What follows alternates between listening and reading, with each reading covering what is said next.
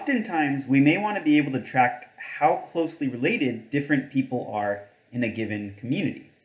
So for example, in the world of epidemiology, let's imagine that I have people A, B, C, and D who are all infected with some virus. And let's say we know that A and B have viruses that are very similar to each other, so we know that A and B were likely infected from the same local transmission cluster. And similarly, let's say C and D have very similar viruses, so we assume that C and D were also both infected from the same local transmission cluster. But let's say A is significantly different from C, A is different from D, B is different from C, and B is different from D. So with just this information, we would assume that our community has two separate transmission clusters, one from which A and B were obtained, and one from which C and D were obtained. But let's say time goes on, and then all of a sudden, a new person, E, comes into our clinic, and it turns out that E's viral sample is similar to B, and E's viral sample is also similar to C.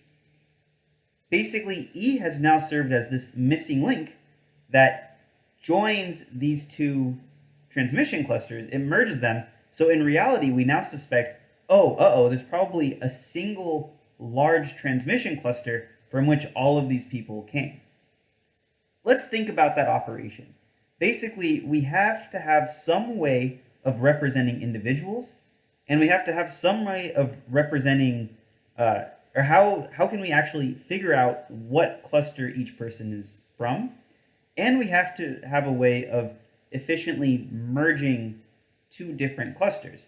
So for example, I merged E's cluster, which was originally just itself, with B's cluster, and I merged E's cluster with C's cluster, and the result was that this cluster merged with this, and then this cluster merged with this, yielding one large cluster.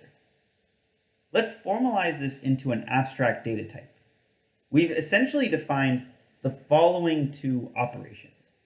First, we've defined union.